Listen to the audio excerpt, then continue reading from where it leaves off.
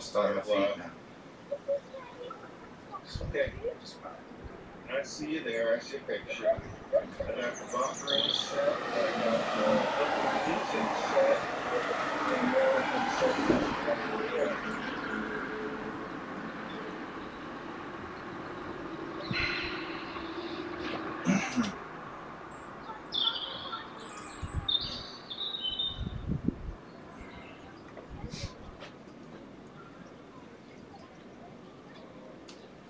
Good morning, good afternoon, good evening.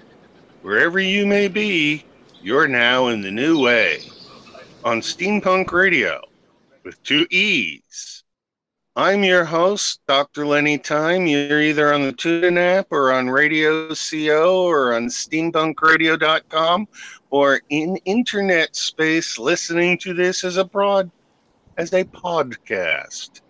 Today is the first day of the Void Strong, and so therefore we're going to talk about anything we want to talk about because it's Mindfully Mindless Monday.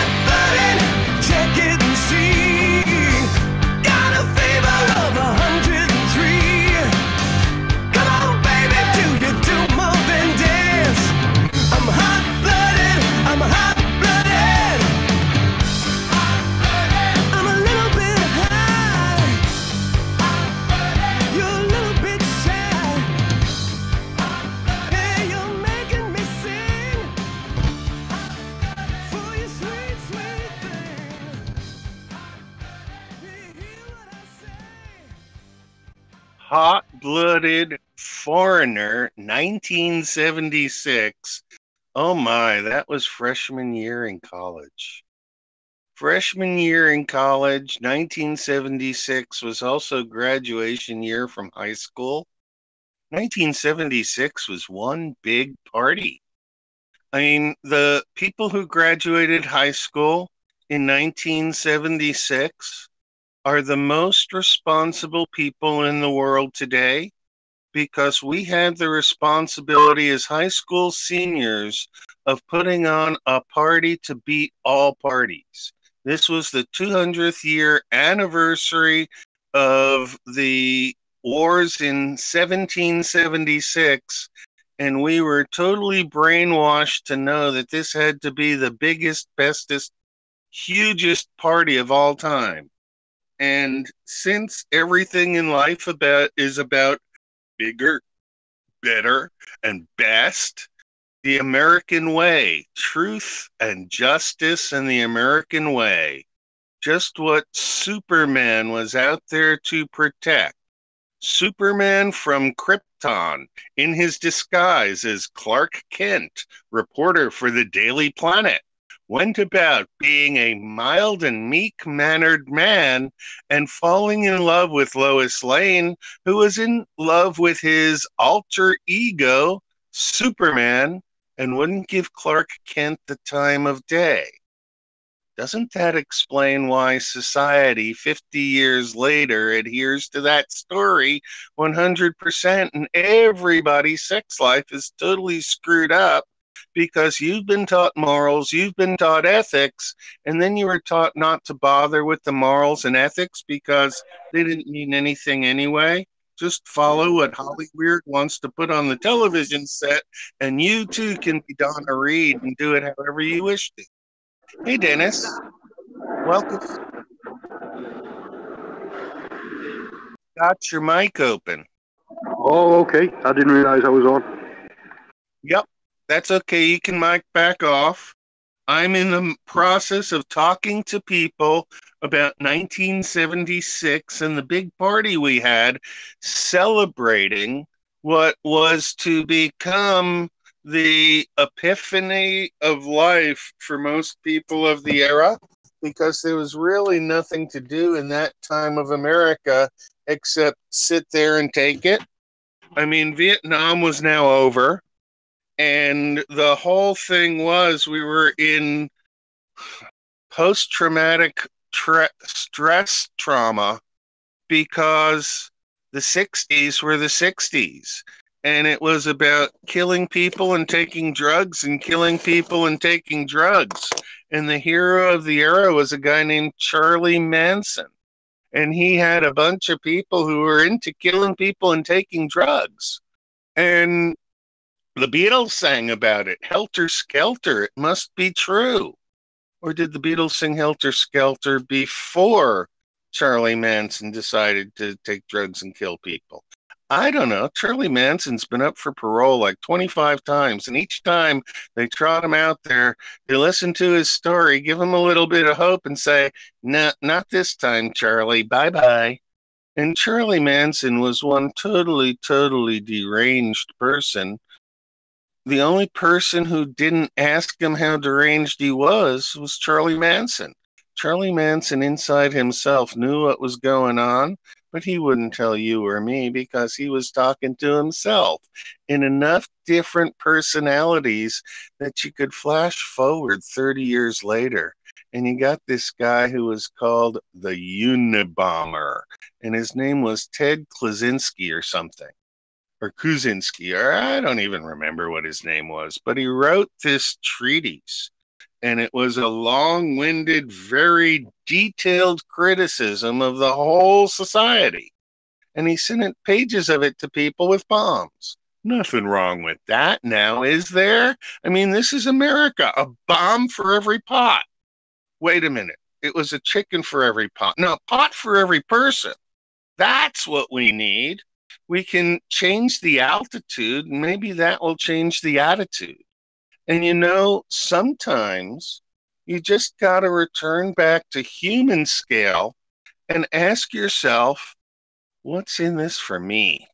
But you got to do it differently. You can't ask what's in it for me on the Shark, where you're going out and trying to get your share from everybody else. What you got to do is figure out who this me is by looking in the mirror and deciding whether you've got two things, ethics and morals. Because if you've got ethics and you've got morals, you're not going to make it very well in the current society that uses ethics and morals as weapons against people to see how far they'll go in following the party line. And if they go far enough to following the party line, well, that's what the big party in 1976 was about, was figuring out how to party, because there's not really enough work on the planet for humans to do in the conventional form of work if we stop consuming the planet. And so we're going to infinitely consume the planet with 7 billion people and not worry about it until we have to. Well, guess what? We have to. That's the new way. And so if we're going to consider what's going on in the planet and we want to provide for planetary metabolism to be okay, I call for the immediate cease of all industrial disease. I want no more oil spills. I want no more chemtrails for air pollution. I want no more editing coming from Google telling people that when I give a talk in 2015 that has 20,000 Google hits and has been running for 4 years and is a good talk on chemtrails, now they feel the need to have Encyclopedia Britannica revise my talk to tell people what's true. But I want to see the Encyclopedia Britannica PhD in inorganic chemistry, which is what the topic of the talk was about. And if they don't have a PhD in chemistry judging my talk, well, foo on them. How can they say I'm right or wrong if they don't at least have comparable skill level to what I know about the chemistry that I talked about in the talk? But I got a big picture from one of my friends who said, Google has decided that you are public enemy number one. So therefore, Google is banned from the new way. And when they come in and try and talk in the chat room, they're not allowed to talk in my chat room anymore. That's a permanent ban, Kat. You can write it down and mark down that if Google ever joins the chat room, Google is a person. You can ask the Supreme Court. They'll tell you. They had the Citizens United case, and they decided that corporations were persons. Well, Einstein and Tripod objected, so I told them they could be persons too. And in fact, everything is a person. Trees are persons, rocks are persons. The bowl that I'm about to light is a person. And living things give life to other living things. So, cheers. Cheers. Cheers. Cheers, cheers, the gang's all here. What the heck do we care? What the heck do we... Oh, wait a minute. That's what happens. You smoke this stuff pot, and it sort of warps your reality, and you get really, really stoned, and then you get cotton mouth and you can't talk. So we don't really smoke pot on air. We just fake it just so that everybody thinks we are smoking pot on air, because it's something you're not allowed to do. And we follow every rule and every law that they hand down to us because we believe in the system 100% with total blinders. And besides, if we enforce the rules on other people, we get the jump on them. Insert laugh track. Okay. We have laugh tracked. Now, one of the things I wanted to get to, thinking on human scale and on a mindful Monday morning where we're mindfully mindless, I wanted to look at human scale from an aspect of the support system that we as humans could use from each other. So I made a list of the things that I need to think about on a daily basis and what sort of things come about that I could even,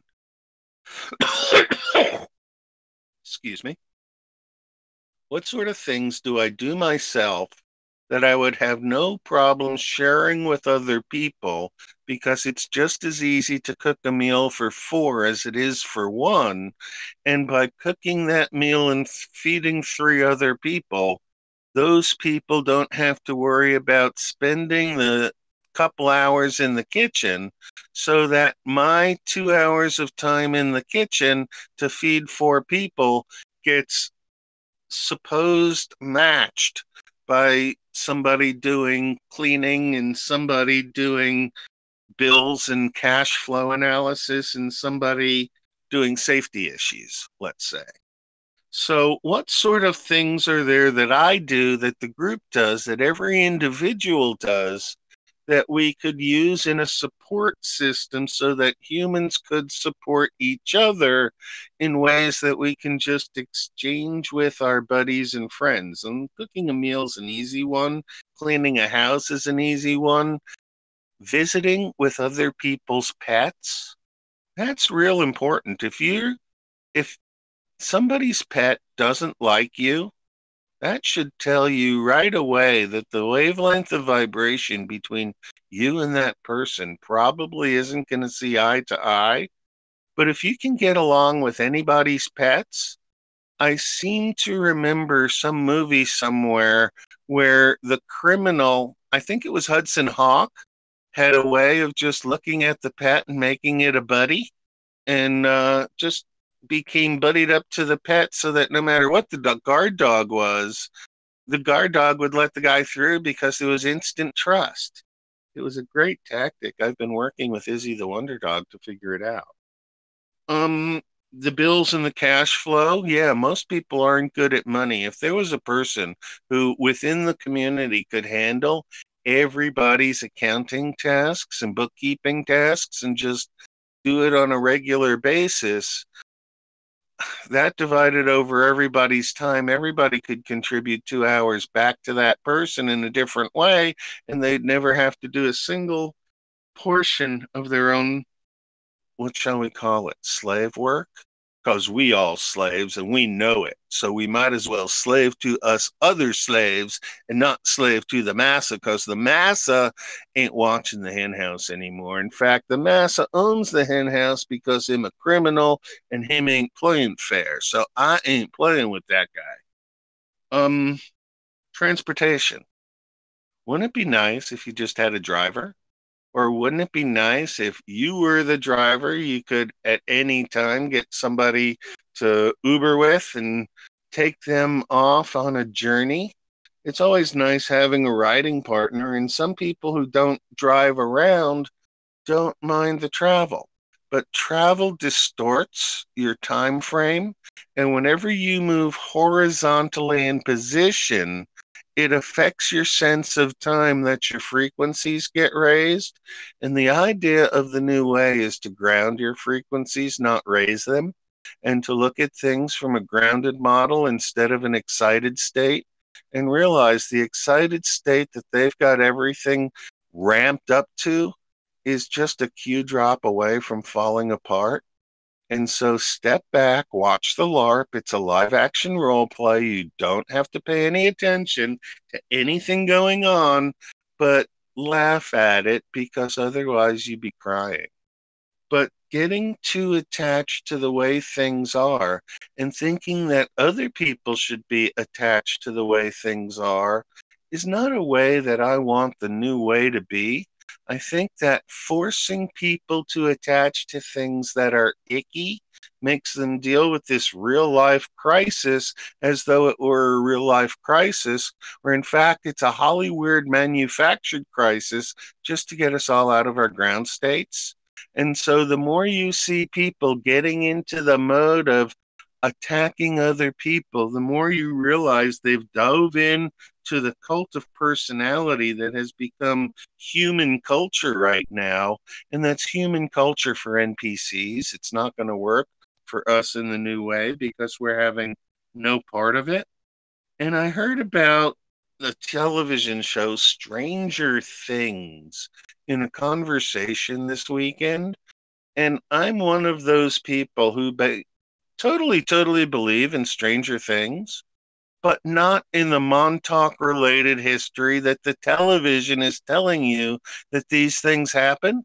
All you need to do to get to Strange is observe something a couple times. It's either charmed or strange to start off, and if you get it the first time charmed, the second time you go into it thinking that it's charmed, and so it's charmed again. And so now you've done something twice, you've repeated it, and you've gotten charmed twice, and the third time you do it, you've gotten strange. But you've seen it work twice with charmed, and you just figure you made a mistake and got the strange. So you do it again the fourth time and you get another charmed, and then you do it the fifth time and it doesn't work. But you've done it 5 times and now you understand the system, and so you're well past the time where charmed and strange has an effect. But if the first time you do something, you get strange, you say, oh, that can't be, and you put it aside and you never try and do it again. So you never get charmed the second time, or maybe charmed comes the third time, because it's just a coin flip between charmed and strange. But it's a coin flip also between up and down. And so we're looking up at the sky and seeing all those stars in the sky, and they twinkle at us, and we're saying, wow, those must be hot rocks and suns and galaxies and other places, because that's what Hollywood told me, and I totally believe in what Hollywood says. But there's more intelligence in the top 6 inches of topsoil on this planet Earth than there is in the entire population of critters walking on top of it. But it's intelligence at microbe scale, and it's intelligence at rootwad scale, and it's intelligence at fungal scale, and it's intelligence at lichen scale. And there's no reason to think that all those biological things don't think with the exact same human consciousness as we as humans think, because we're all made up of the same entities, carbon and water. And people seem to think that organic chemistry, the carbon framework that creates every living thing that breathes, and that might be something about persons. Persons don't have to breathe.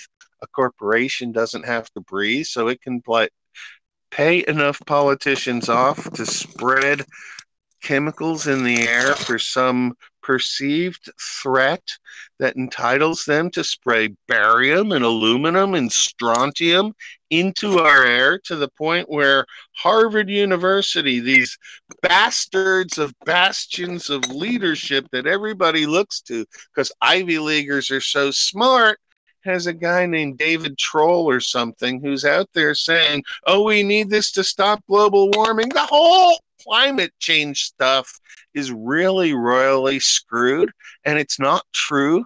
Climate change happens, absolutely. Weather change happens. We're used to it.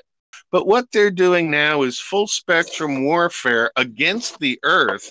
And we who live on a living earth, who are stewards of a living earth, need to stop this game yesterday. And the only way we're going to stop the game is coming up with a new way of doing things. And we got to start that on human scale.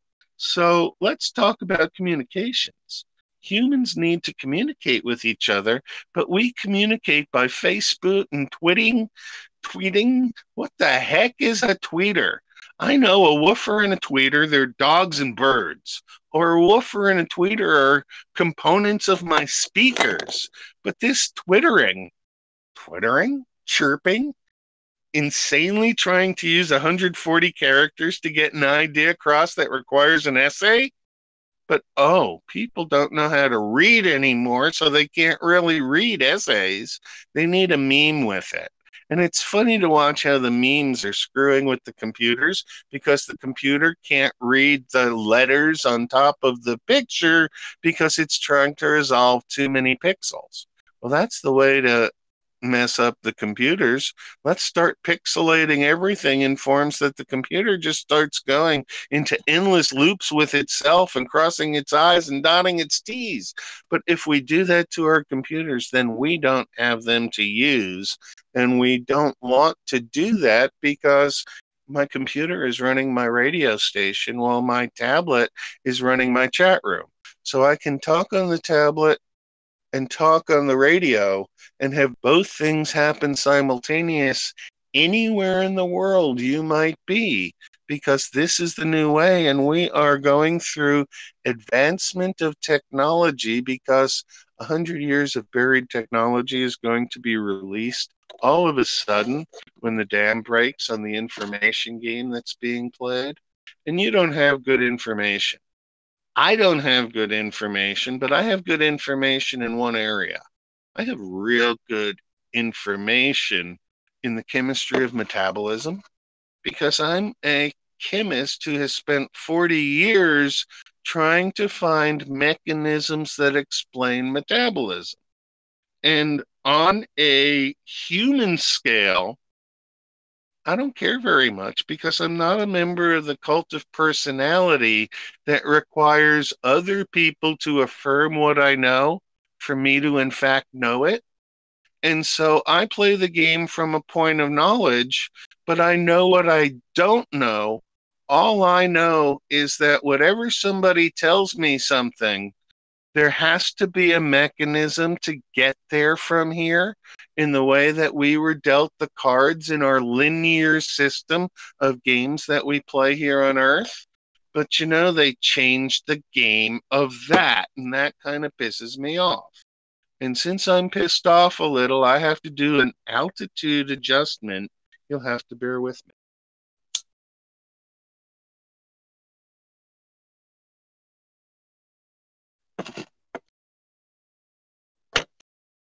The legalization of marijuana is a crime. There should be no need to legalize marijuana because that puts it into the control system of the money thing. And marijuana is a weed that grows easily everywhere. A hemp-based economy is something that we should easily consider doing. And in fact, here in local life in Oregon, where weed and growing hemp are both legal, we are going to grow 5 acres of hemp this year.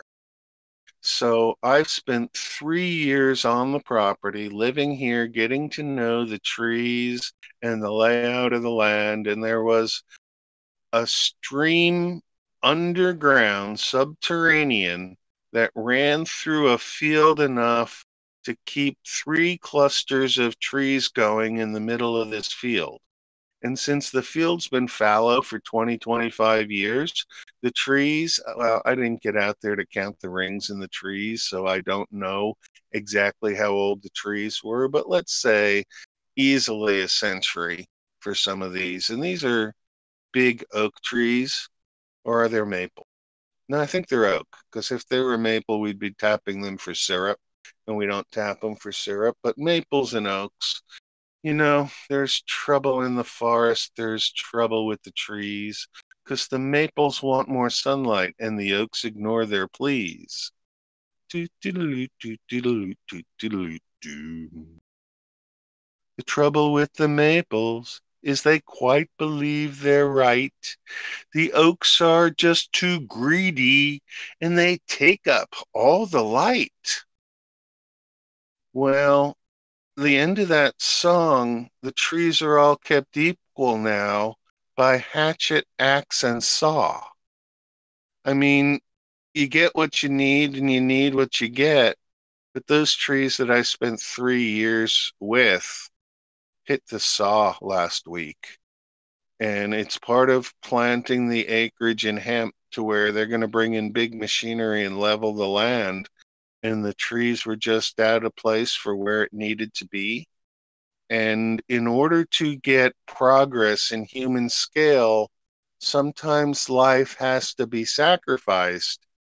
But one of those clumps of trees was my little hiding cave. And I had envisioned the trees in some form to hold a laboratory that was like a Swiss Family Robinson treehouse, except it was a big lab where we could distill different components and do some outdoor with nature chemistry. And I had made this whole vision in my mind of what I was going to work towards. And I walked in through that land and said goodbye to the trees before they went off because I had to take some things out of the area.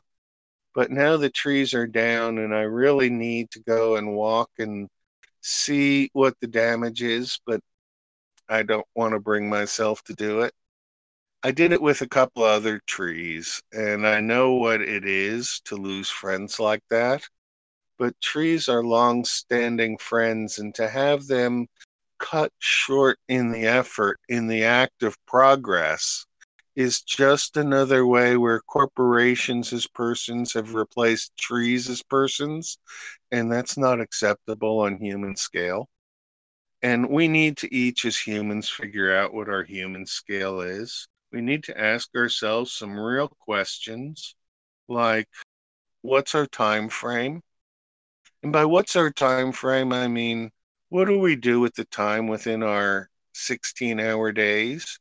Because if we have 24-hour days and we sleep 8 hours, but accounting for yourself and how many hours you sleep and are awake, how many people even do that? I mean, it's easy to do because you go to bed at a certain time at night and you wake up to an alarm in the morning. Isn't that harsh? Why do we subject ourselves to alarms? I don't wake up to an alarm in the morning unless the sun is an alarm, because I'm usually up 15 to 20 minutes before sunlight. But that's just the way I work. I've got myself registered to an online outdoor clock. Another question, how many meds do I need to get myself going? Well, I need one med. If I have a bowl, I can smoke a bowl and I'm good. That's not true. I need my other med. I need my cup of coffee. If I have my coffee and I can smoke my bowl, then I'm good. Nobody expects the Spanish Inquisition. Our chief weapon is fear. Fear and surprise. Our two chief weapons are fear, surprise, and ruthless. Amongst our chief weapons are fear, surprise, ruthless efficiency, and a fanatical devotion to the Pope. Oh, wait. Sorry. That was Monty Python channeling through me from 1978. It's amazing what Monty Python can do to bring your irrelevance level back down to earth. We were talking about the things that we need to think about, and we don't grow our own food, and that's something that's going to hold us back because we've become dependent on the system to grow food for us. And if the system breaks down, we got to figure out the food thing again. But if we go back 2 centuries ago, they had food down, and they actually were running pretty good to the point where most people in the United States always had a meal. And it doesn't work that way anymore. And the difference in socioeconomic class of individuals is based on an economic system that has failed completely. So as part of the new way, coming up with a non-economic system makes sense. And chemistry is a non-economic system. Chemistry doesn't matter where the electrons go as long as you account for them. And the atoms, the things that make up atoms are clusters of protons and neutrons, but those protons and neutrons make up a point source, and the way they've explained chemistry to everybody is totally screwed up. So as part of the new way, I, Dr. Lenny Time, as a chemist, am going to take the next series of 8x8 grid of 64 and dedicate it to underlaying some examples of how chemistry works and can move into systems that we understand and balance equations so that between chemistry and a blockchain, you can do all your accounting and people can't cheat the system in the pursuit of money. And the whole idea of money is misapportioned. The one thing that everybody has is 24 hours of time. Another variable that everybody has is they've got substance. You have a certain adult weight. As a child, you have to grow into your adult weight, but as an adult, you can change your weight by dropping poundage by dieting or gaining poundage by eating badly. But if you are a human who wants to be an optimum working human condition, you find the weight that you feel comfortable at, and that's the amount of weight that you carry. And if you're too thin, you try and eat more and put some weight on, and sometimes your metabolism isn't going to do that. But there has to be a metabolism, a mechanism, a way of getting there from here. And if I can't figure out a way of getting there from here, what you're talking about has to be a fiction. And if there are different things that are fictions, we can make up any fiction we want. This is a crypto fiction programming effort. And so the idea that we're making it up as we go based on our own individual truths is a way of seeking truth. And if we're really seeking truth, what we have to do is look through our knowledge system and pick apart the places where we're just not speaking truth to ourselves. And if you're going to speak truth to power, you have to speak truth to children and you have to speak truth to yourself. And if you can speak those three truths all the time, you're going to get along just fine in the new way reality, because everything we know has to be reweighed. And so we're going to say no way to the old way to new way here on Steampunk Radio, which you're listening to on your TuneIn app. And that's Steampunk with 2 E's. And so once again, we get into the point where Dr. Lenny is going to drift off into saying something strange, and instead he's going to bring us back into what other things do we have to worry about as people that it would be nice to help with. And property maintenance is a huge one. If you own property or if you just live in a place, you want to keep it looking nice. And keeping up with the Joneses to make it look nice means having your lawn mowed and your picket fence painted and all that sort of stuff. But in reality, basically, we don't have time to pick up after ourselves because we've learned that somebody will be there to pick up after us. But then we get to being an adult human living on our own, and we realize that, if I don't pick up after myself, nobody's going to pick up after me. And if I want to be a neat freak, I'm the one who has to pick up by myself. But if I don't mess it up in the first place, there's not much that I have to pick up after myself. And so all I have to do is step up, open the door, and Einstein pops in. And so now I've got my 2 kitties here for the show. And, Einstein misses the show on occasion. Tripod does not miss the show. If I look through on my morning routine, I would bet that Tripod is the individual person in the New Way game who has the most consistency of being here after myself. But it'll be a competition between him and Master Willie. Willie's been here just about every day also for the whole game. And so between the two of us, we cover a lot of ground. We can be the old man's club. And the old man's club are guys who've seen it, been there, and know that if you want to accomplish something, what you got to do is show up. And it doesn't matter what you do when you show up, because each time when you show up, something different happens. But if you don't show up, you're not participating in what's going on. And if you're interested in something enough to put your attention to, it deserves 10% of your time to actually pay attention to it if it's of enough value for you to really pay attention. And so 2 hours of having a radio show 5 days a week, if you spend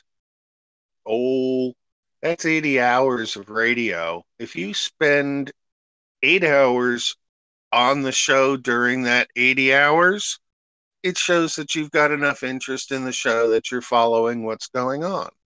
And that's 8 hours over the course of a week is 1 day of time for a working day, but not really, because while you're listening to the radio show, there's a lot of other things you can be doing.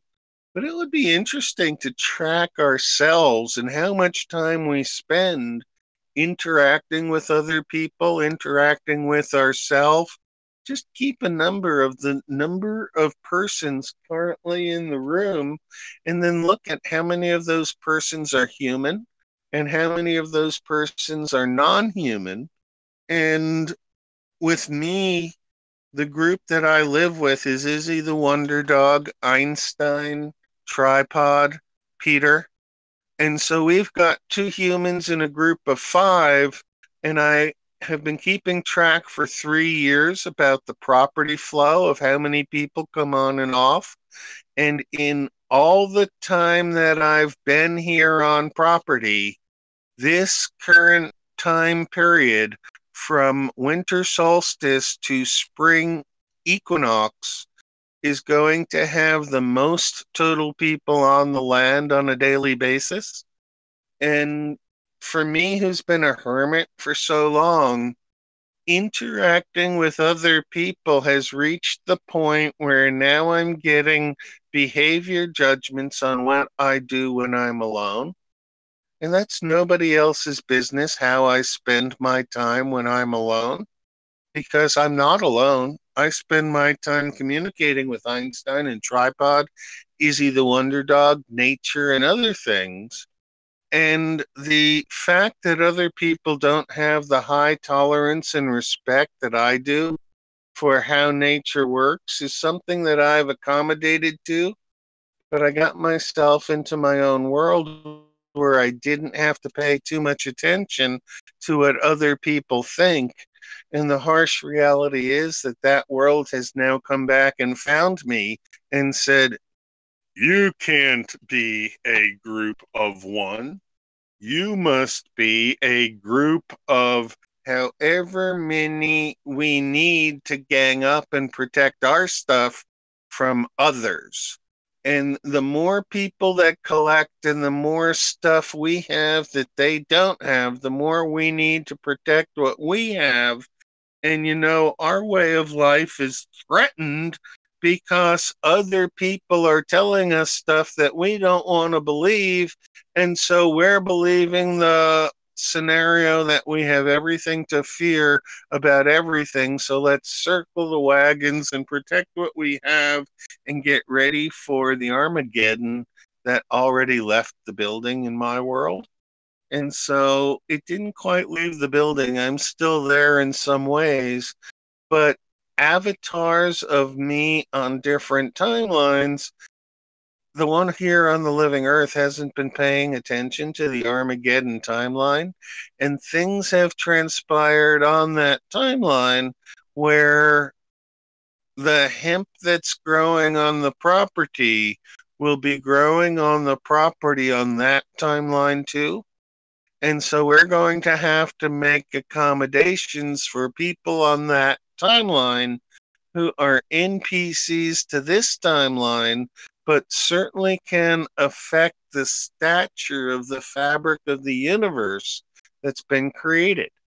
So instead of staying here as this place morphs, I'm thinking about closing shop here in the next year or two, changing the focus to a planetary based rather than a patch of land based, and moving to a different fractal, because I realized that the fractal that I've been working on, while totally sufficient for getting me as an individual onto the playing field that I wanted to be playing on, has taken me from the individual that I am to a Fibonacci group of 34.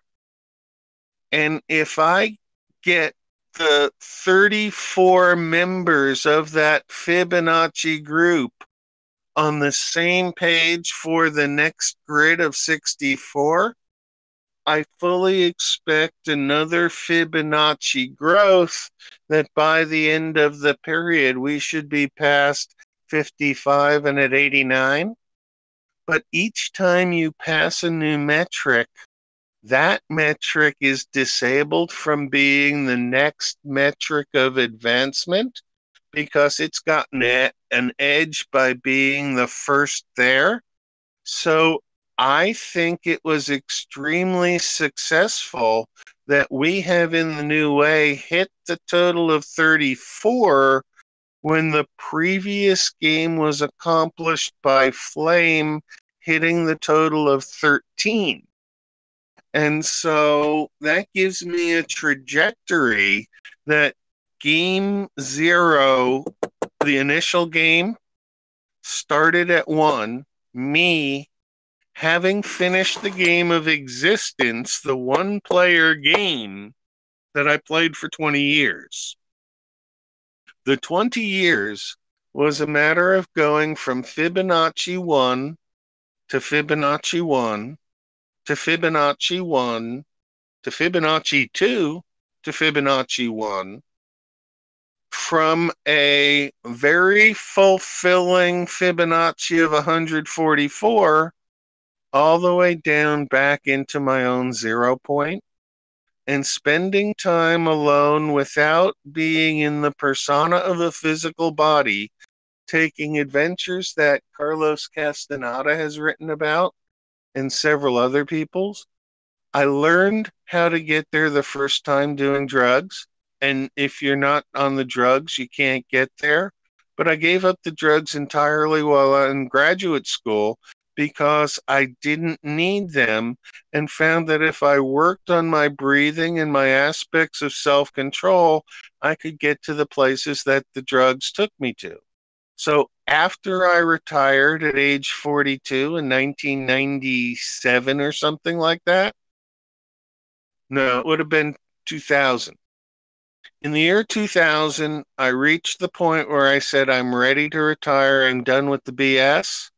And that was the hardest decision I ever made, because by retiring at a young age, I got so much flack from people who were older than me and couldn't retire and couldn't ever see themselves retiring.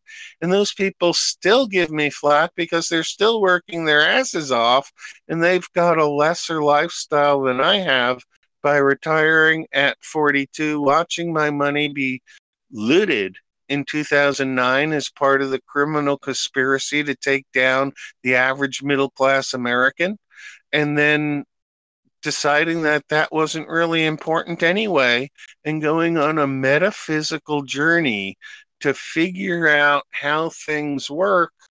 And I thought I had it down up until the Mandela effect started happening. And once the Mandela effect started happening, I had to go back to the drawing board, because there were things that people were observing in physical space that couldn't be part of a mechanistic chemistry reality. And that got me really thinking, because everything that I do in the reality of who I am to evaluate whether I know what's going on is about having a mechanism of getting from here to there. And now what I've found is that the mechanism that got us from here to there isn't true. It's broken too. And so somebody hasn't been telling us something, and we've got images of how it has to be that are foundationally, fundamentally flawed, because they come out from the beyond the limits of our reality, because the limits of our reality have been narrowed down by Hollyweird and the education system. And so if we can't work on educating ourselves and really investigating in what we know and doing things the right way so that we can get worked out what the right way is, but you know what? There is no right way. And the idea that there is no right way just had me watch the silly kitty get herself with the door trapped on her paw, on his paw. And I had never seen him do that. The kitties are usually smarter than the door, but occasionally the door wins.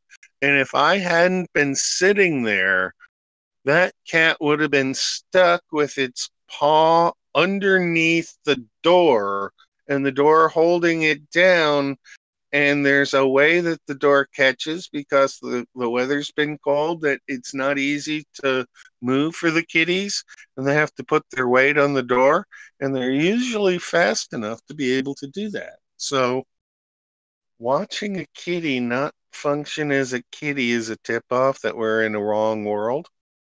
And the wrong world is not the wrong world for us as an individual. It's just not the world that we were born into. And the Mandela effect is about the future changing the past to make it so there's a mechanism from the present to get to the future that is interpretable as a viable mechanism by nature. And humans have cut off so many of the natural mechanisms that our belief system and what's okay and what's not okay dictates what's okay and not okay. But for nature, nature has subtle backup systems, and if the major path of nature fails, then nature takes up a minor path. And in the event that there's no pathway between the major path and the minor path, a lot of species go down and have hurts, but the minor path eventually gets itself worked up because there's always a major path and a minor path and a lot of little tangents. And the fact is that if the minor path has been cut off and everything's been forced down the major path, that the minor path now seems like another little tangent. A lot of people can go down these tangents, get lost, and never be in a viable reality that they've worked themselves into, and so they melt down.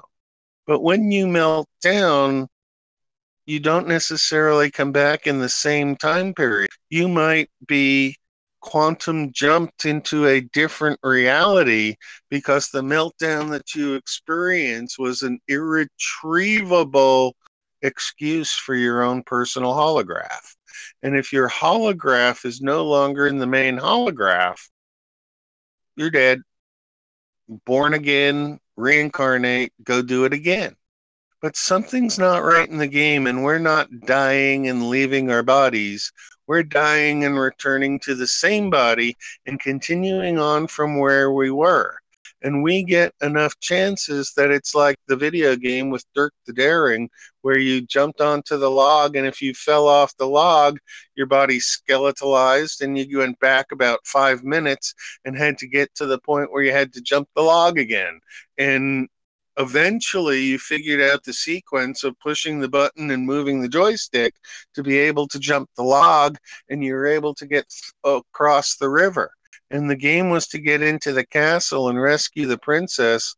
And I swear I must have spent $150, $200 in quarters on that game and never even saw the castle. And if you go onto YouTube now, you can find the video where Dirk the Daring takes the whole game and makes all the proper jumps. I actually found it and watched it because I felt I needed to know whether there actually was a castle and a princess at the end of the game. And so it's kind of fanciful what they had you do. And then there was another sub-video after it where you saw all the different deaths that Dirk could have, each of the key points where if he missed, he died. And that's the death culture for you. Entertainment for children that gets them thinking that they're immortal and they can't die, so that they know it's a cartoon, and reality is that anybody can die at any moment. But the cartoon is the reality, and the reality is the cartoon, and people don't even get it. And so I say, let's look at cartoon physics. And people say, no, we're bound to the clock. But I can be bound to the clock and have more time in my second than you have in your second. And I can open up a portable 2-hour hole, climb into my portable hole, spend 2 hours getting research done and looking things up, then climb back out of my portable hole and be there and tell you the answer to the question that we had. And it was like I hadn't spent any time at all, because I've learned time management enough to be able to go into that place where I can slow down the seconds and have time to think when there's something going on. So there's fight, there's flight, there's freeze, and there's beam me up, Scotty, and beam me down somewhere else. But you don't even need Scotty for that. But if you let your mind go and it goes to places where it's not going to come back from, you do stand a chance of losing the reality that's the context of everything you thought you were. And if you take yourself in context to that reality, you find that you never really were in a reality there at all. It's always been just a dream. And so if it's just a dream, once again, how do you know you're alive in the dream that you are currently taking? You put your hands in front of your face and check and move both your thumbs and see that you can't superimpose the thumbs on each other and have the hand to work out. And as long as you are human and you have your opposable thumbs on your hands and you can compare them to each other, you know you're functioning as a human. But when you go to sleep at night, who's to say you don't spend an entire lifetime as a feline in this earth, taking in what your cat sees, and then waking up in the morning and being totally charged up with not only your vision of the previous day, but your cat's vision of your whole lifetime? And what if at every smaller level, the ability to work within the mind and create something was such that no matter what the shape of the animal we're looking at is, on its own scale of function, it is the human, it has the opposable thumbs or some other trick that allows it to be superior of all the other animals in the kingdom, or at least know their place in the hierarchy in the pecking order. Now, that's another thing that human scale has really, really fouled up, is the idea of hierarchies and pecking orders, because it's all about power. And it shouldn't be about power, it should be about love. But since it's about power instead of being about love, the essence of power and the essence of love have been divided from each other when they're really just two of the 8 aspects of all the is that is. And if you're using power without the application of love, then something's not guiding right in the layout of how things go, and you need a different template in order to change your perspective. But if you are guiding right and you've got things going, then the idea of an application of love on top of power is what really gives you enough effort to get you over that hump and make it so that what you're working on can take an air of its own being. And finding the way to get things right as a timing aspect is a matter of using chaos theory and combining it with game theory and putting those two both into group theory and wrapping it all up in a bow with practical reality 101 and overlaying it on the chemistry of sociology or the sociology of chemistry. Because in talking with Karen, the social worker, Dr. Lenny and Karen have figured out that sociology and chemistry are similar pathways. So if you go back in crypto fiction to the written science fiction history of a guy named Isaac Asimov, you find that he did a series of books called the Foundation Trilogy. Foundation was the first book. Foundation and Empire was the second book. Second Foundation was the third book. If you go back and you look at the Foundation series now, you'll find somewhere between 20 and 30 books have been written using that foundation of the Foundation. And a lot of different authors have bitten off the Foundation series and gotten places with it. The protagonist of that story is a guy named Harry Seldon, and he merges the fields of psychology and history to make psychohistory, which is a way of predicting the future so that the crumbling empire can start a new foundation, so that building up the next empire would only take 1,000 years instead of 10,000 years. But by all means, they were going to build that next empire, and Harry Seldon used the holograph to go in periods of time in the next 1,000 years and have his old man body from the beginning of the story come back and talk about the predictions he had made in history and the solutions that the people had found in terms of probability. So after 50 years, when they dealt with the first existential crisis and survived it, Harry Seldon appeared and said, well, I have a 98% probability that you are going to do this, this, this, and that. And I don't know if you did, but chances are that's exactly what you did. And, they had done this, this, this, and that to a 97% probability.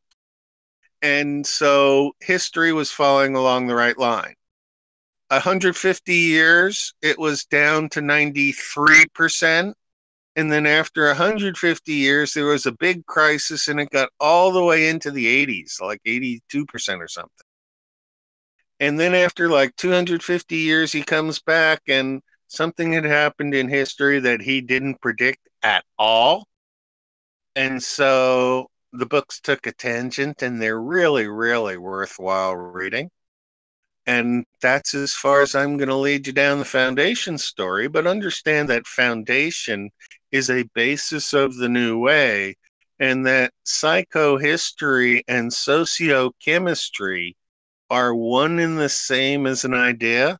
It's a way of looking at things differently and taking disparate fields that have the same physical relationships to the way they group things and apply the lessons of each of the two fields to each other.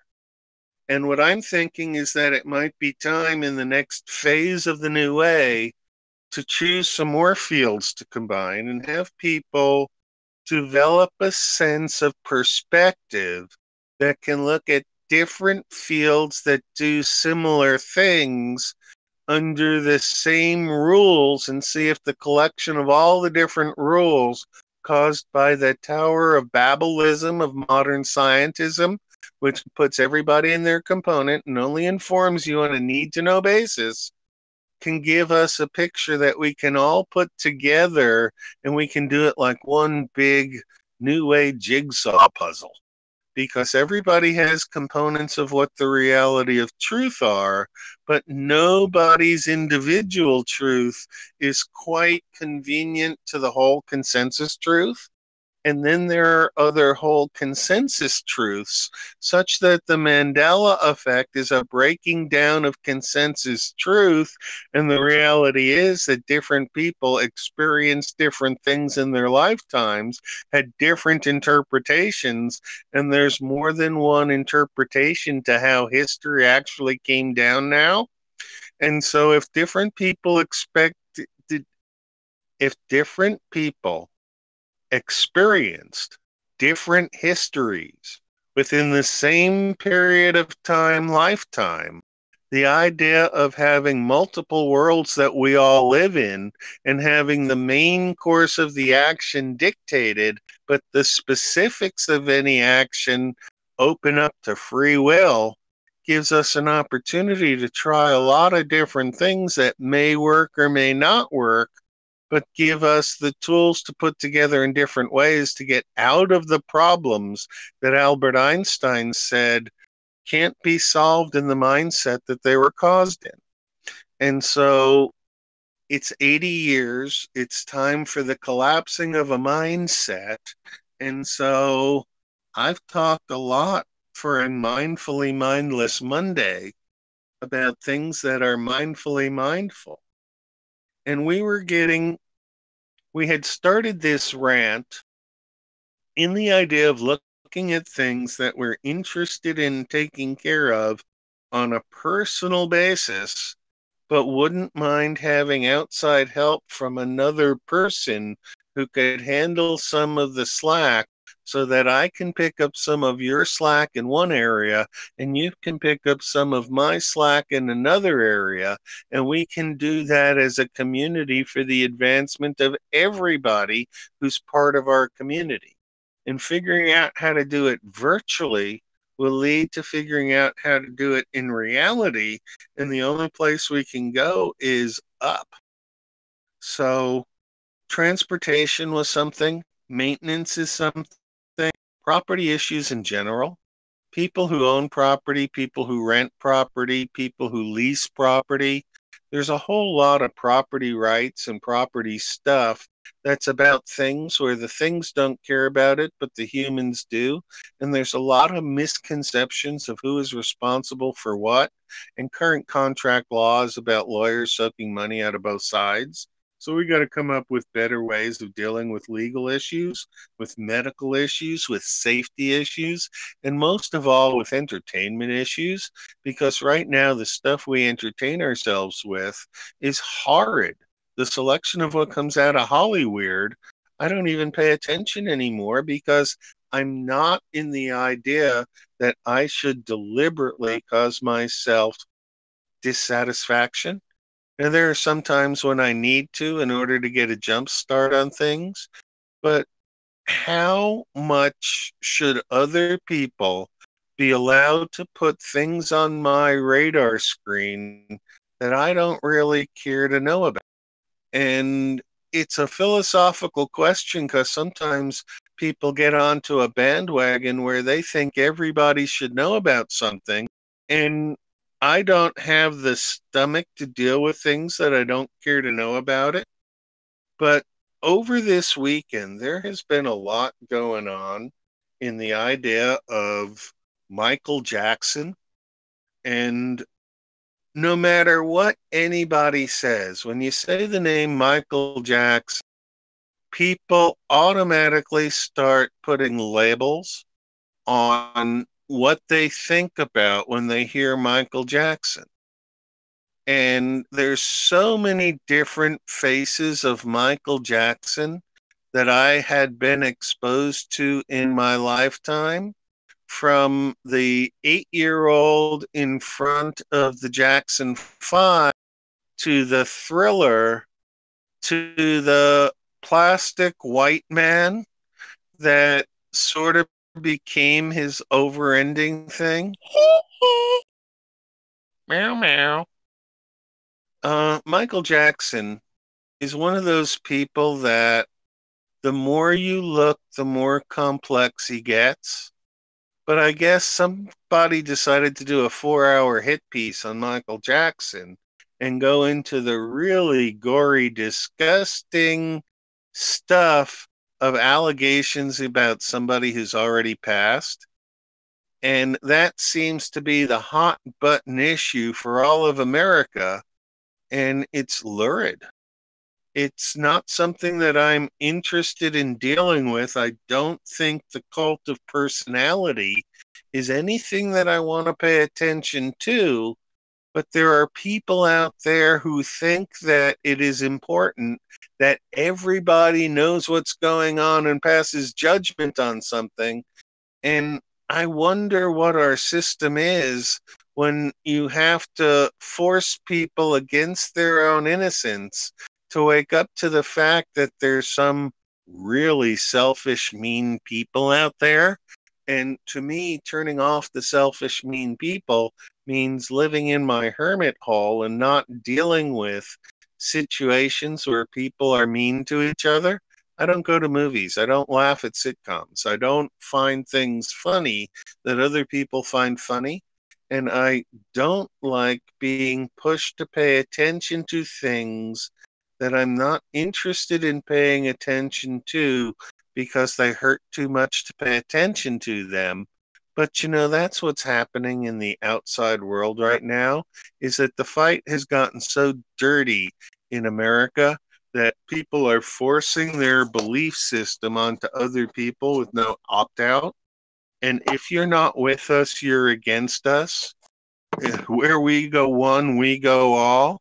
I mean, come on, people. If somebody wants to be alone and doing their own thing, leave them alone and let them do their own thing. And if people want to participate in the social effort of informing people about how it goes, we always have the right to turn off a YouTube video when we don't like where it's going, or we can watch it and disagree and express our dissatisfaction with somebody else because that's what we intend to do. But the idea now of sorting what's right and what's wrong into you believe it or you don't deserve to live has gotten insane. Are they really doing that in the world? Is there going to be a big Armageddon battle that forces everybody into the flux of Armageddon? I certainly hope so, because Armageddon was supposed to have ended a while ago, and if they haven't gotten their act together to actually go into their Mad Max scenarios where Mad Max meets Blade Runner, and the fifth element has to save the world. I mean, just look at what Hollywood pushes on us anymore. It's holy, holly hell. And I don't agree with it. There are some things that I think are really good. There are some movies that I've seen that just take me on pathways that I have to go back and watch again and again because those pathways are so creative that I really have to think about it. And I really liked The Butterfly Effect, and I really liked Primer, and I really liked Inception.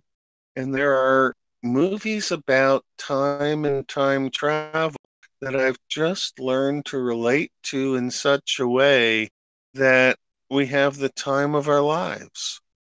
And if I can get into the idea where I can control my own time with my ability to breathe, then I find that things that I enjoy doing that take time take no time at all in the relative scheme of things. And a 2-hour broadcast is now an hour and 15 minutes over. And I swear I've been talking for 10 minutes, not an hour and 15 minutes. But that's the way it is in the new way because there's something to say about the way it is, but it first requires us getting outside those limitations that we call time and space. What you do with your time is important to you. And so figuring out how you apportion your time and tracking yourself and your time management is something that on an individual basis will help you know what's important to you.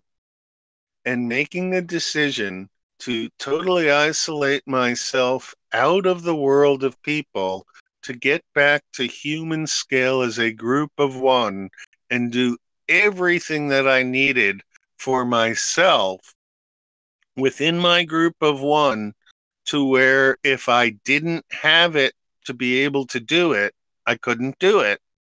And then working myself back up into a system where the work that I'm doing on human scale comes from that 0-point energy expression of the fractal of one single individual human. And the fact that the new way is now at a group of 34 individual humans that have participated within the window of this current grid tells me that the fractal nature of universe, counting through the Fibonacci structure, is fundamentally sound on the nature end. As a human being, I find it functionally sound on my own understanding of sacred geometry and mathematics and can fold it into my application of chemistry. So the fact that it now has a means of being measured on human scale, and that we have gone from a group of 13 to a group of 34 within a 91-day period that consists of 64 radio shows those numbers are going to be consistent numbers. And so by repeating the process of another 64 shows, we should make the same sort of fractal advancement, which would take us from 34 to 55 to 89. But here's the rub. The rub is that because the new way succeeded in moving 2 fractals up in the game, it's not an eligible form for the next game because it has an unachievable advantage of being first that other groups don't have. And so the new way can carry on knowing that it can never be beaten as the first group of 34, but to get somebody else starting a group of 1 up to the level of 34 is something that's going to take a couple of jumps. And we're just going to have to see when each of us get from our level of 1 up into higher fractals, how we can come together to build the next fractal up beyond that. And it's a matter of going and resetting things so that when we reach the group of 13 from the flame, I reset that group size to 1. So in all actuality, when we're growing in the new way from a group of 13 members of Flame who are on the same page to 34 members of the new way radio programming, the way new radio programming, WKRP, which is our Cincinnati reference. And it also allows for us to use the letters properly. Way new radio programming is WKRP, and that's the model for this effort. But what I intend to do with the next effort is duplicate this another 7 times. And so I'm pretty sure that this radio show will remain the sound in the next game so that the game doesn't go away. It's just that the radio show is more like an operator behind the system of empowering the other parts of the system to catch up, and that we're going to form a communications network in the new way as opposed to just a new way radio program. And if we can get up in a lot of different medias where everybody gets to do their own passion, but some people make memes and some people write essays and some people make YouTube videos, and we get each of those people involved in expressing themselves in the other formats that are available, I think we're ready to take on some sponsors of businesses that really can see themselves functioning in the new way and see if we can start generating an economy based on providing ourselves these supports that everybody needs. Because everybody needs kitchen supplies, everybody needs bedding, everybody needs linens, towels, clothing. There's so many different things that we can provide for each other, but that right now are provided by going to a store and buying from a corporation at such low quality that we have to go and replace that same thing next year and buy it again, and then replace it the next year and buy it again. So we've got a built-in inefficiency that causes a lot of redundancy so that we're stuck on a treadmill and not going anywhere under economic conditions. But you can't just leave the economy flat and go and create a new way. No. This system is built on having legal services and medical services and governmental services and all sorts of accounting services. And if we really look at the services that we're interested in using and the scale of those services, how many of them actually function at human scale? I mean, really, why should people have to fight with their insurance companies to be paid off for an accident when the insurance companies don't have to fight with the people to pay their bills? Oh, well, maybe they do. I don't know. I don't pay insurance bills. I don't drive. I don't own property. But I can tell you the insurance bills are just extortion racket from the banks. And it's all tied into the same thing. So if we take our personal size and frame that we're dealing on and we're just dealing with one person, if you look at the different things that you got to deal with in life, you've got your family, you've got your inner circle of friends, you've got your occupation, you've got your neighborhood, you've got your support groups, you got your membership organizations. And if you're spending 10% of your time on 10 different organizations, well, that's 100% of your time, and you're just not doing things on human scale at all. But, we all have our plates piled up with things so that the organizations that we're members of, we dutifully send our donations to and our membership support and keep them going. But do they actually represent us? That's a good question. Back when I was sending money to the World Wildlife Federation, I felt that they were doing good work in trying to keep wildlife alive.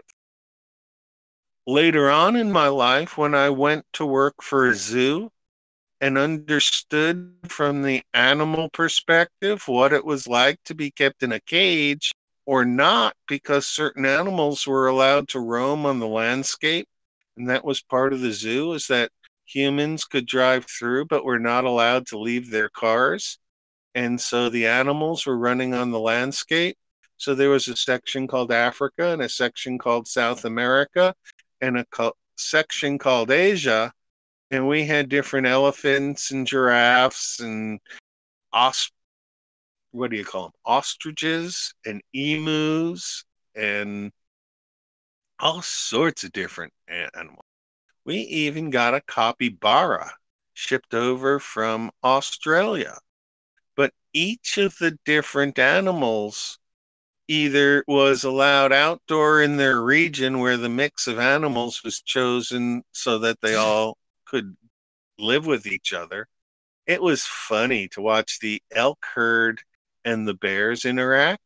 But now that I have an elk herd on the property that I live on and have seen the elk herd at the wildlife safari, I know how the elk herd at the wildlife safaris felt trapped.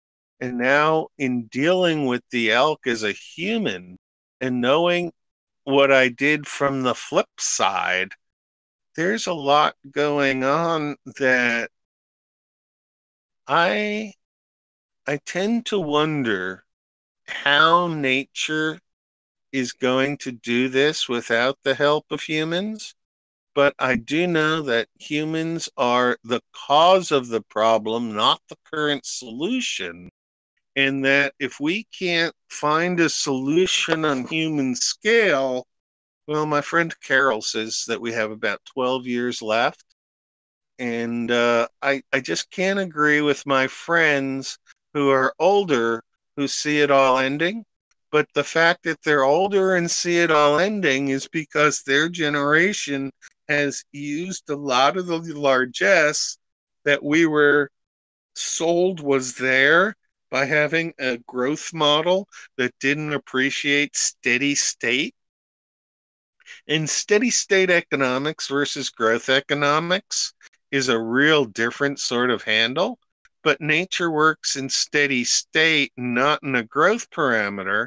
And if we think a growing population can live on a finite planet without death and destruction, well, then we're not living in the reality of the current death culture. But in fact, the reality of the current death culture is a superimposed artificial constraint. And if you believe it, you're limited by it. And so what's going to happen in the next 3 years or so is going to be an amazing transformation that none of us have ever lived through. But you know who did live through it? Our grandparents and great-grandparents.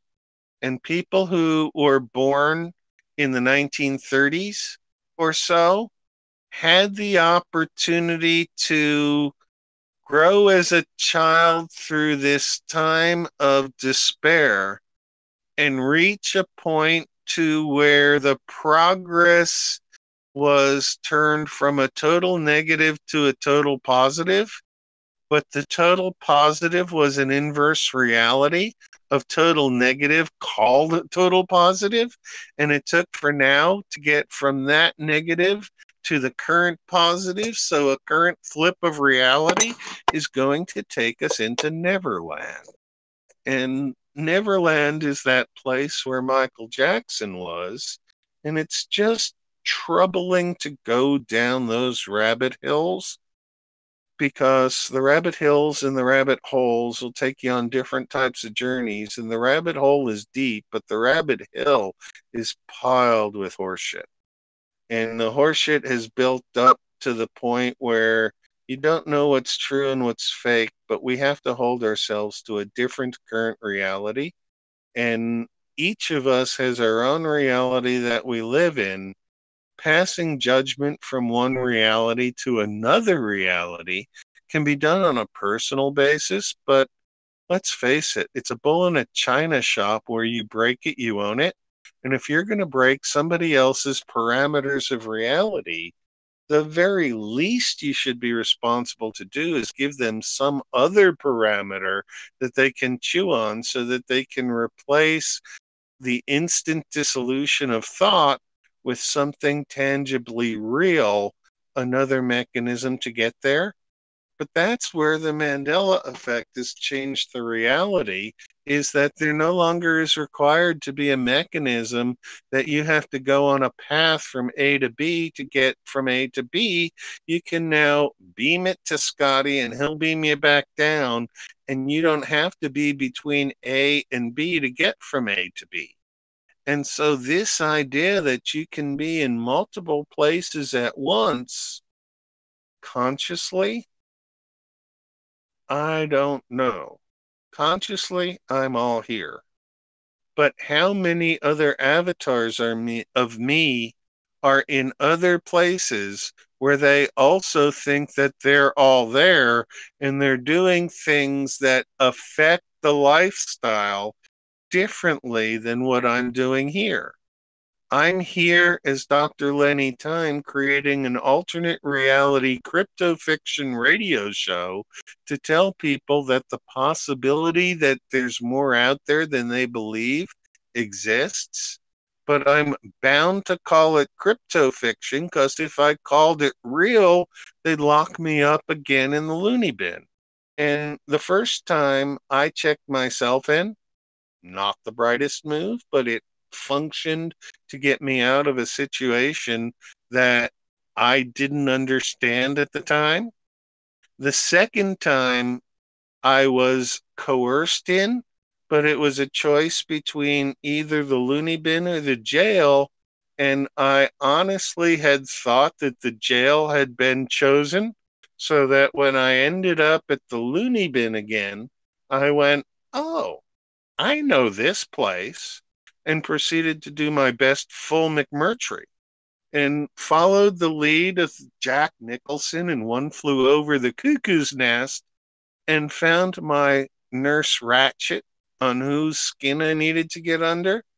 And the situations were whole real different, but I was able to see enough of what went on the second time with no illusions like I had the first time. But the first time I had kept my mouth shut and not interacted in any way. So I was more the deaf mute Indian from the end of the movie than I was the the player in the game.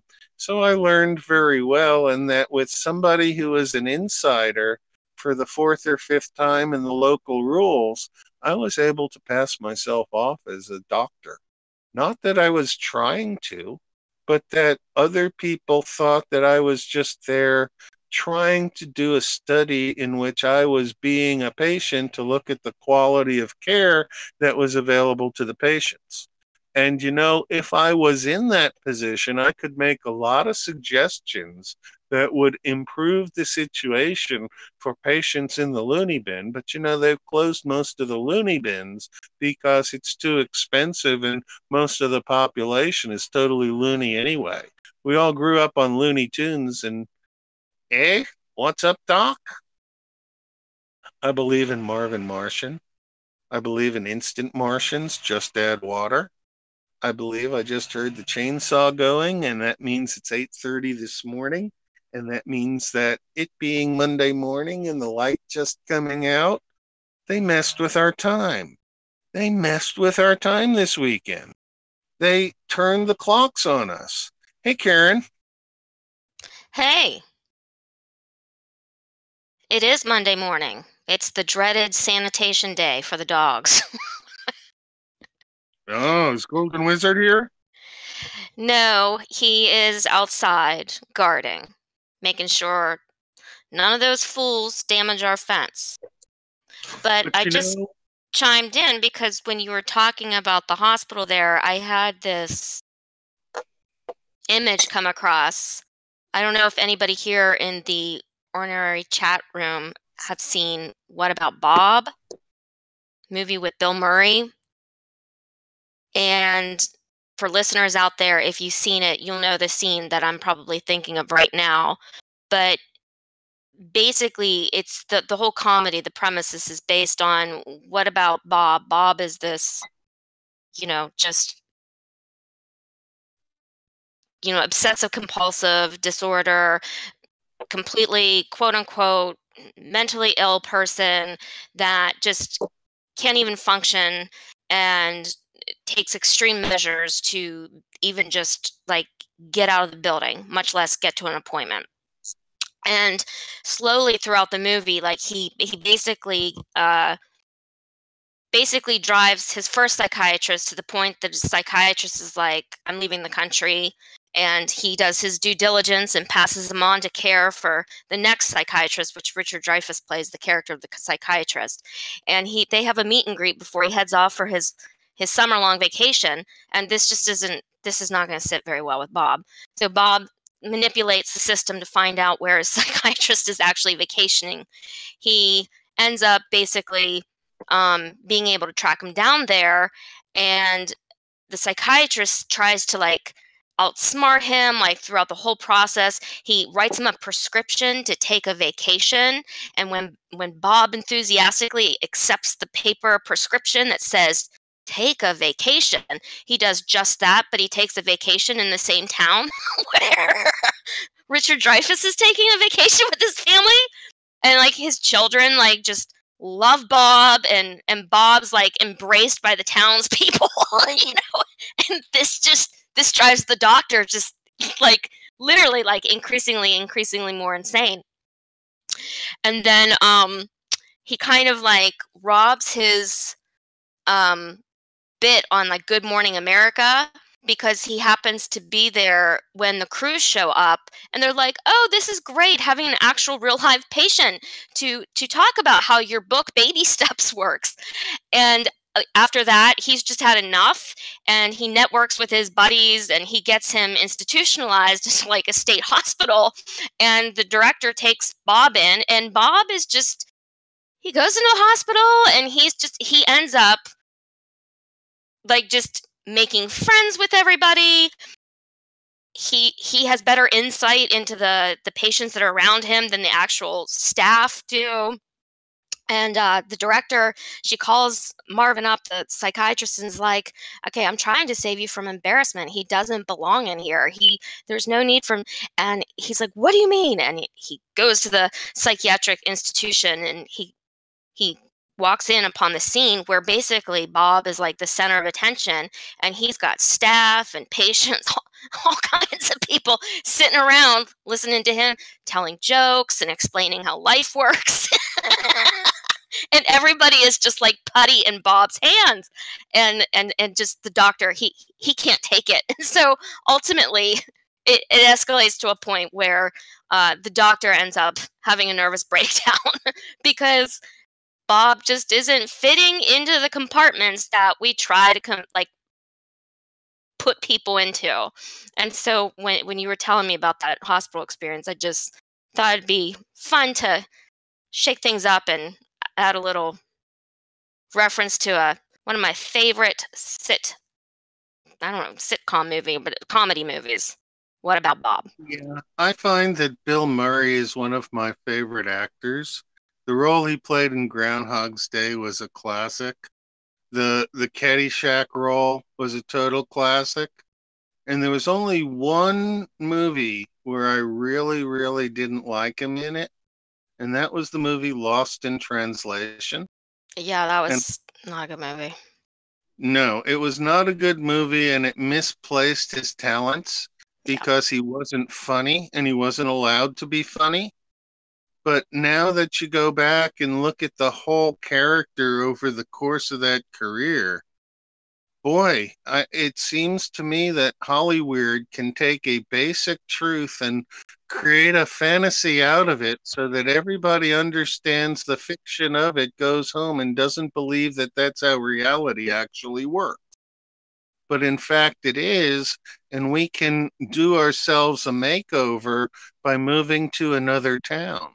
And that used to be how people did it, but now with the control operating system where everybody is a number and a resource is cattle for the federal government, you can't just recreate and restart your life.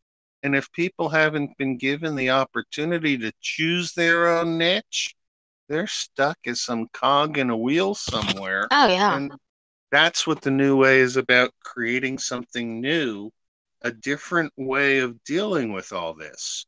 So the premise of the show where I got going with my monologue was, what things do we have to deal with on an individual basis where any responsible adult has to deal with this stuff?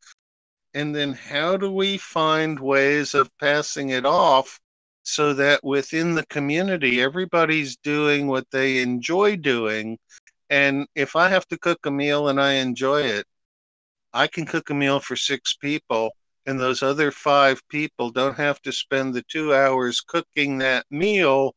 They could be doing something else. And if they're doing something that helps me, like balancing my checkbook or keeping track of my mail, that's one less thing that I have to worry about that if I'm cooking isn't going to happen during my cooking time. Absolutely. So it's a question of how we can project through a radio a community orientation. And so I've decided that communication is really worth having, and the radio show can take the lead, and the next rendition of the new way will be developing more communications networks. And if we get our communication networks set up in the quarter between the equinox here coming up in about 10 days and the solstice, then I'll be able to take that next quarter off to do the stuff around here that needs to be done in the harvest season, and then be set so that by next winter I can relocate somewhere and put a lot of full-time effort into taking the new way from a communications platform into just a different way of lifestyle. But I've worked out several different games that I'd like to try, but whether I actually try them in the near future or the distant future just depends on the will of the folks who are playing the games, which is us. We're the ones playing the games. Right. I remember when my younger son was growing up, he used to really enjoy books that allowed him to create his own endings. Oh, And yeah. so if we can create a game in which all the players in the game get to create their own ending and have different targets for what they want to be their winning conditions of the game, and we submit that at the beginning of the game before it starts so that everybody just writes down their winning conditions, puts it on a piece of paper, mails it to a place, and we just stack the envelopes. At the end of the game, the count of how well we played the game is to count how many people actually succeeded in making their winning condition. Oh, that's cool. That's a really cool idea. It's almost like manifesting, the concept of manifesting. It is. What we're doing is we're starting to push the boundaries of reality to see what we can do, because the old reality that was limited by time and space is not the reality we live in anymore. And so coming to grips with what the reality that we do live in is, it's a fractal. And it started off at 100% similar to the past fractal. And in 26,000 years, it will be totally zero, unlike the current fractal. But it'll take us 13,000 years to get 50% of the change seen. And which 50%? Your guess is as good as mine. So we've got a few thousand years to work with. And the biggest thing that we can do right now is to set a good foundation going. And so the fact that we're basing things on Isaac Asimov's Foundation series from the 1950s, a science fiction novel, adds to the crypto fiction novel reality of what we're doing. So instead of using psychohistory, we're using sociochemistry. You're the sociologist, I'm the chemist. We've got more sociology people around. We've got a lot of people who have their own fields.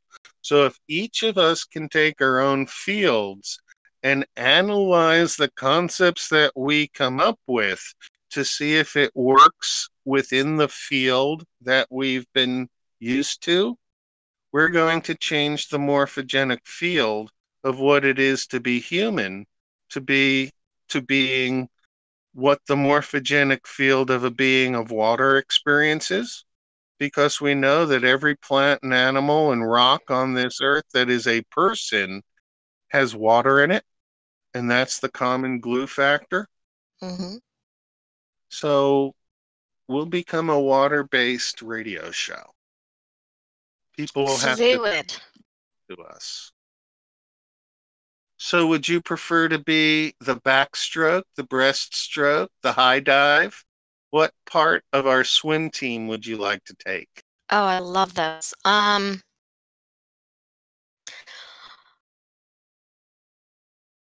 gonna take the high dive. Man, I love a good adventure. And I'm like, this is weird. I'm saying I like facing my fears. Okay. Just to get over it. Now you are standing on the edge of the board. Okay. And you're on the balls of your toes. And you're getting ready to make that leap. And you're going to do a double back flip with a half gainer. Okay, I would have to be standing backwards. Yes. On the board. Yes, you are. I think I can probably only get 1.5 back flips in.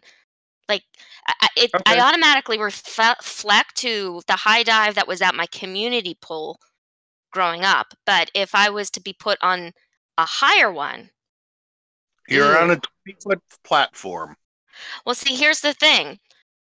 Your desire to be a person on a swim team is based on conditions. Because I would say if you put me on a high dive that is like crazy high Olympic platform, I might not make that selection.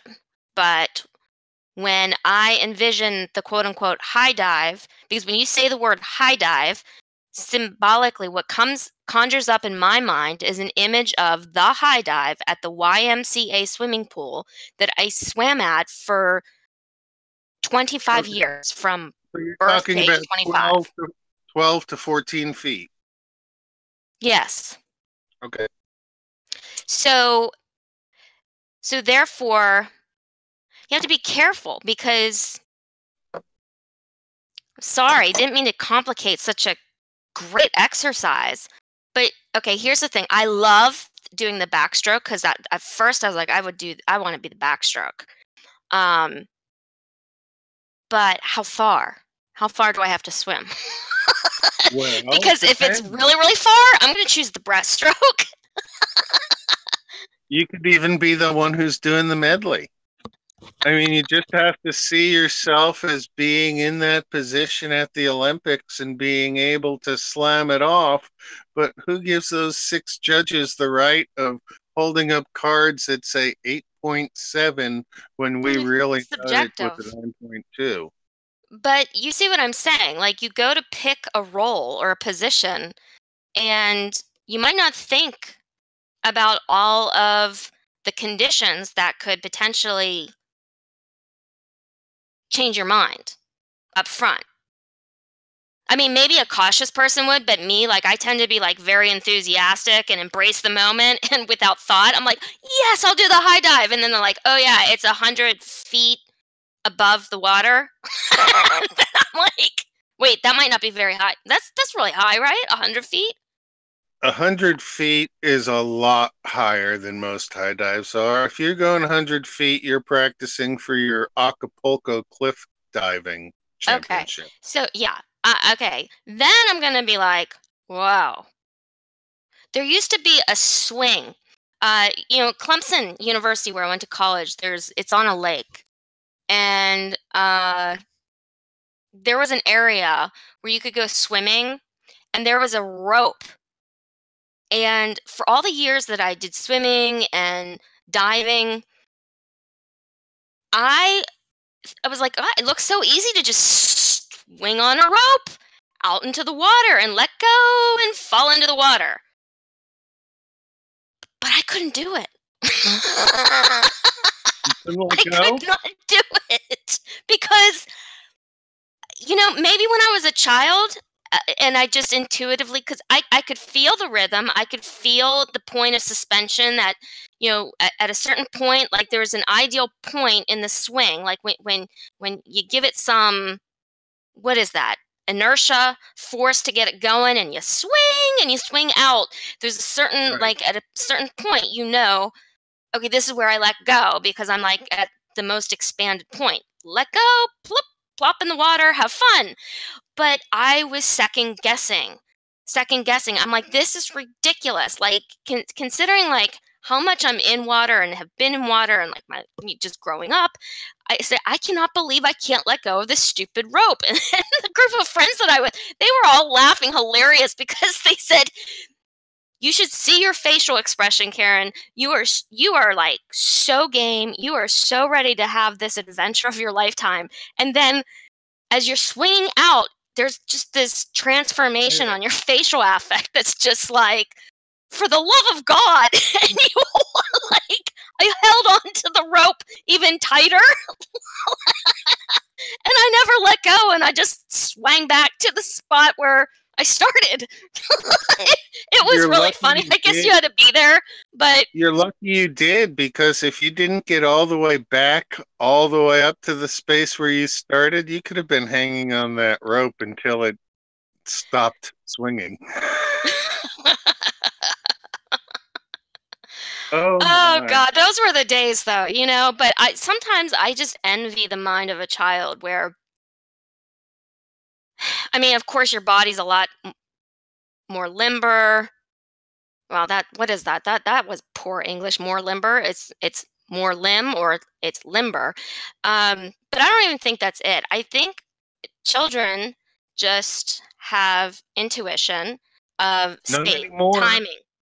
Not anymore. Children are forced to listen in school with their hands folded. Well, sitting okay, at a Dr. piece of Lenny, wood. just humor me for a second. Okay, that's a process, and that takes time. A lot of them, especially up through like age 7 and 8, just they can mimic what they see, what they hear. That's why a child that is like bilingual, the girl Melania that I worked with, Milana, she spoke Serbo-Croatian. I can't tell if she's speaking in perfect native tongue, but her mother tells me and assures me she's speaking it perfectly. Like, I can hear. And I said, okay, in English, she's speaking, for the most part, perfect English, except for some words that she hasn't used interacting with Americans. But not only that, I can hear a Pittsburgh accent. It's amazing. And this is a girl with mild intellectual development delays because of basically being born with a lot of fluid around her brain. And it just amazes me how you can just learn by sensing and mimicking. And the older you get, it seems like this more scared you are to act on what's intuitive. I think you're right. I think that as a child, I had no problem diving off a high dive. But there was one time when I got up there and I scared myself. And from that point on, I was no good as a diver. I had to give it up. But see, there's not that contemplation of consequences. See, what did I say? You said, we're building a swim team. What do you want to be? I said, I want to do the high dive. And then I started thinking. Thinking was where I went wrong. I start thinking, well, what if it's 100 feet versus, because the conditions are going to change. Children don't think like that. They don't consider all of those data points and all of the endless amounts of, there's endless amount of data points that could potentially go into making a decision. And I feel like the older I get, the more I contemplate, and the more data points that I bring in. And I'm not saying that we shouldn't consider thinking through a decision, but it's, in a lot of ways, it stymies you. It's a burden of perspective that if you don't have the perspective and you try something, it might work, it might not. And if you don't know, you're really going to find out the answer based on your intuition. However, if you listen to other people who say how it's going to be and you get to believing their experience rather than your own, you can easily talk yourself out of doing something, or you can even bias an experience that you would have had that was positive by somebody coming in and giving you a whole bunch of negative feedback before you've had the experience. Well, Golden Wizard wants you to know that he is here, present by the end of the show. Good. He wants his points, please. I had both of my cats here early in the show. Oh, he wants confirmation that he's going to get his points. Oh, yeah. No, he's in the book. Okay. You're going to get your points, Golden. It's not a crime log, and the points that get assigned to the individual actually go into the score of the show. And so every show gets scored. And I have a run of from the first show in the sequence to this show. And this show is the Void Minding show. So we are most of the way through the sequence. He's just like, dude, I just want my points. Just make sure you give me my points. That's what he said. I tell you what, though, If And you lately, I think really, I'm going to change his name to Golden Scissorhands because he will not let us clip his claws. maybe he can find us a pointer who's a canine who can become one of his spokesperson team, because having different breeds of dogs as the spokesperson might be useful when we issue our spokesperson cards. Now, Ooh. being one Oh, of the lead spokespersons might actually get more than one card, but the cards are going to be expressed as the memes, and he's already a star of the memes. But I figure that if we can design a 54 card deck, we could have spades, diamonds, clubs, and hearts, and 2 jokers.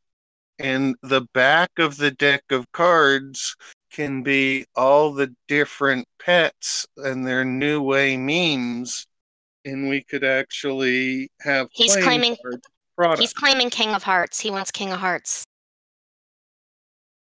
He wants to be the king of hearts. Yes, because he captures all the hearts of all the beautiful brunette girls in the world. He just loves brunette ladies. I see. Well, he's I'm gonna telling have you, he's had me cross city blocks to meet girls. he's gonna have to earn that position. It just doesn't come by saying I want it. He said, but I'm a superhero.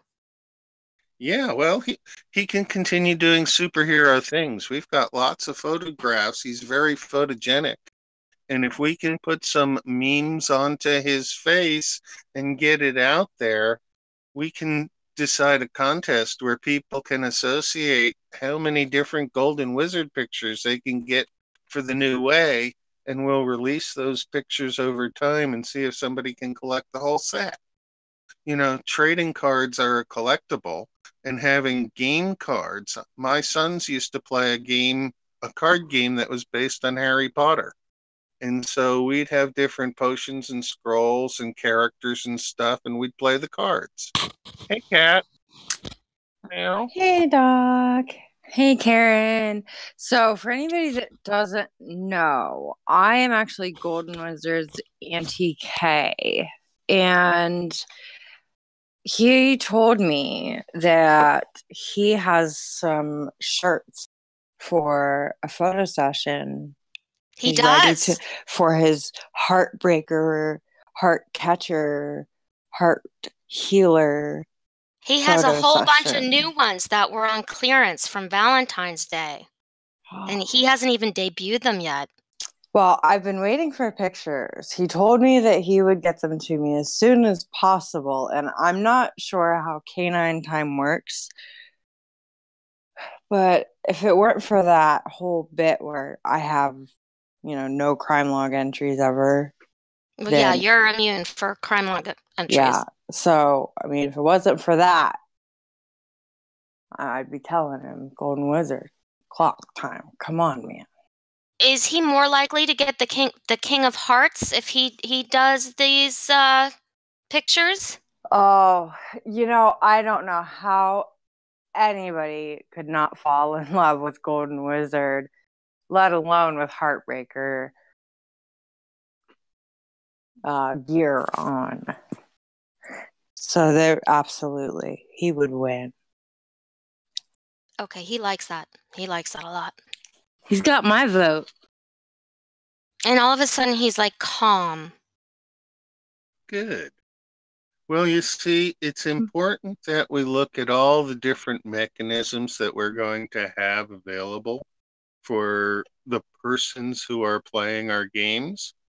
And Golden Wizard, Einstein, Tripod, even Izzy the Wonder Dog are persons involved in playing our game.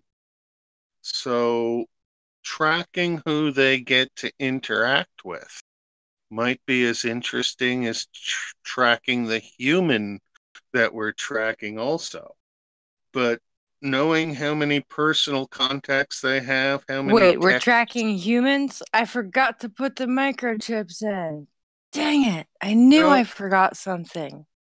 No. We're tracking humans based on humans tracking themselves, but we want to know how many people we talk to during the average day and how many people are like in our inner circle and how many people are in our family, how many people are in our business circles, how many people are in the town we live in.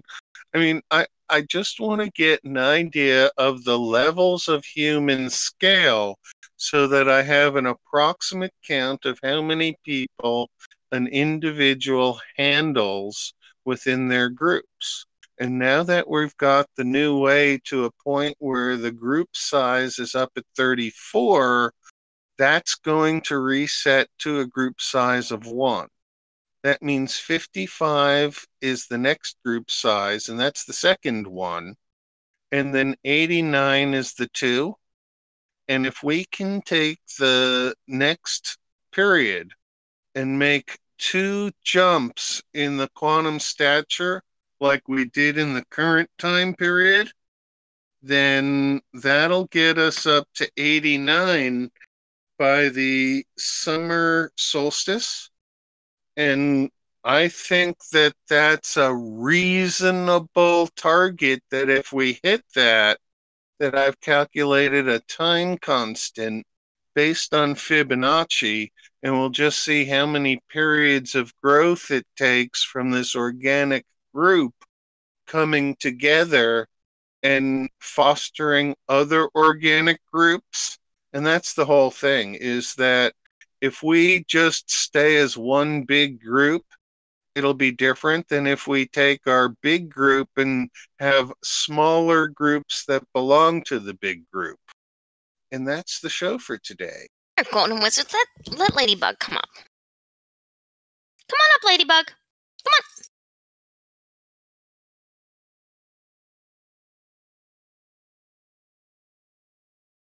So now we're off air. Anybody's welcome to mic in, but it's still a good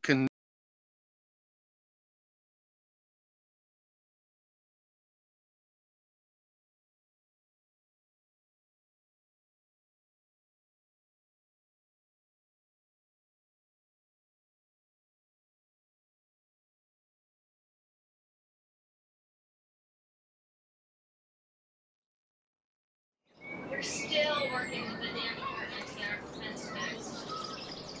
And you will.